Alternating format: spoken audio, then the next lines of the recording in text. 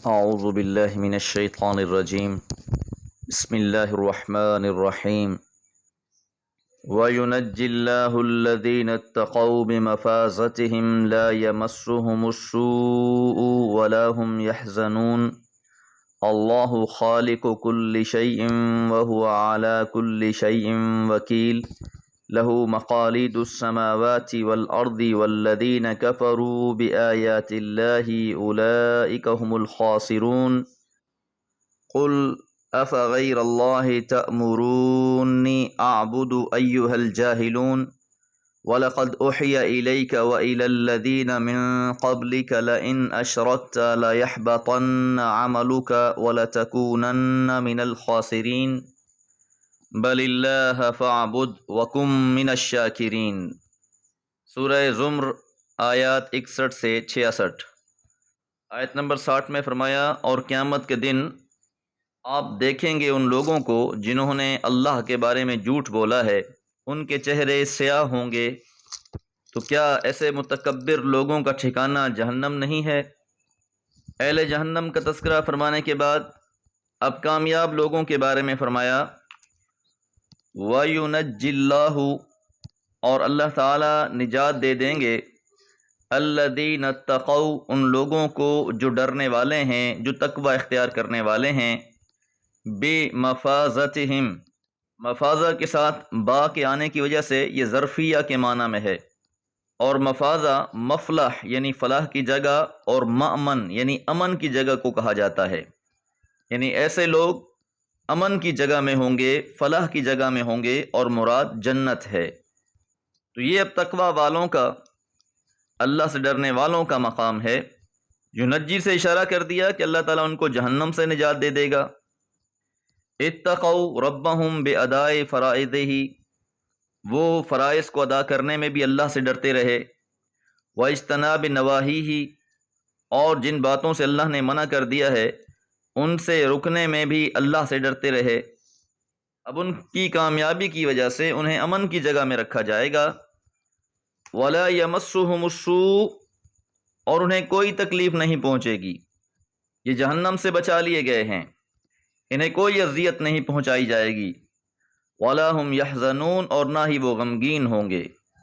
اللہ خالق، اللہ تعالیٰ خالق ہے، کل شیء، ہر چیز کا، ہر چیز کو تخلیق کرنے والا اللہ تعالیٰ ہی ہے. وَهُوَ، اور وہ اللہ تعالیٰ، عَلَى كُلِّ شَيْءٍ، ہر چیز پر وکیل، نگہبان ہے. تخلیق بھی اسی کی ہے اور نگہبانی بھی اسی اللہ کی ہے. لَهُ مَقَالِيدُ السَّمَاوَاتِ وَالْأَرْضِ، اور اسی کے قبضے میں زمین و آسمان کی کنجیاں ہیں. جو بھی خزانے ہیں اس کے سارے اختیارات بھی اللہ کے پاس ہیں. تو جو لوگ غیر اللہ سے مانگتے ہیں انہیں یہ بات سمجھ لینی چاہیے کہ ہر چیز کا خالق بھی اللہ ہے، وہ نگہبان بھی خود ہے، اور سارے خزانے اور ملکیتوں کے اختیارات بھی اسی کے پاس ہیں. والذین کفروا، اور وہ لوگ جنہوں نے کفر کیا، انکار کر دیا، بآیات اللہ، اللہ کی آیتوں کا، اولئک، وہی لوگ، ہم الخاسرون، خسارے والے ہیں، یہی لوگ گھاٹے والے ہیں. قل، کہہ دیجئے، افغیر اللہ، کیا پس غیر اللہ کی، تأمرونی، تم مجھے حکم دیتے ہو، اعبدو، میں عبادت کروں. کہ جب یہ بات واضح ہے، خالق بھی اللہ ہے، مالک بھی اللہ ہے، اختیارات بھی اسی کے ہیں، تو پھر تم مجھے حکم دیتے ہو کہ میں غیر اللہ کی عبادت کروں. ایھا الجاہلون، اے نادانو.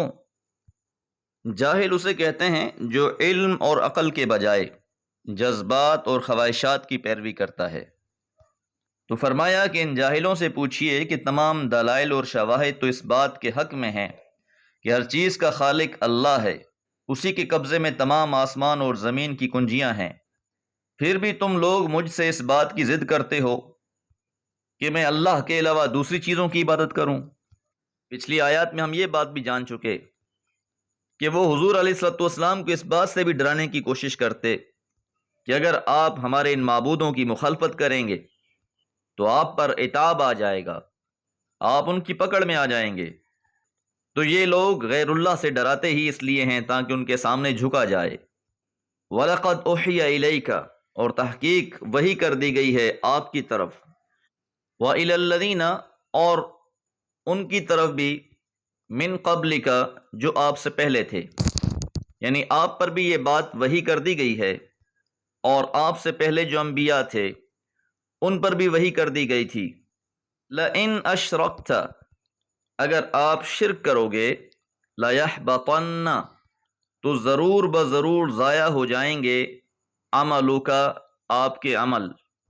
حابط عمل سے مراد یہ ہے کہ شرک کے ساتھ جو بھی عمل کیے جائیں گے وہ سب ضائع ہیں، وہ لا حاصل ہیں۔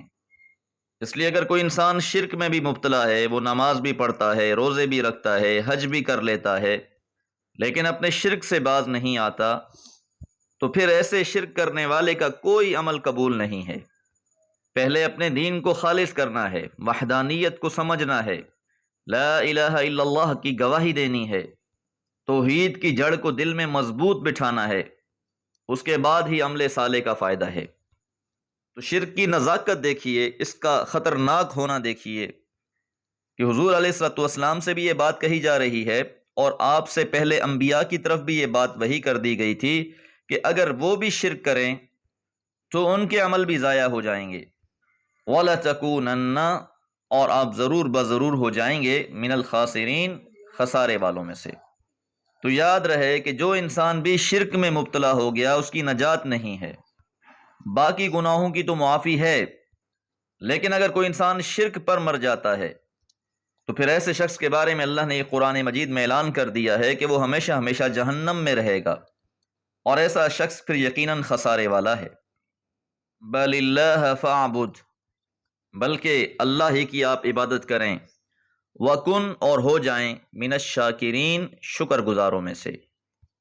پیغمبر علیہ الصلوۃ والسلام کو بھی اسی بات کی نصیحت کی گئی ہے کہ صرف اللہ وحدہ لا شریک کی عبادت کرنی ہے، اور یہی حکم ہر امتی کے لیے ہے کہ اللہ وحدہ لا شریک ہے، اس کے علاوہ کسی اور کی عبادت نہیں ہو سکتی، اور اسی کا شکر گزار بننا ہے۔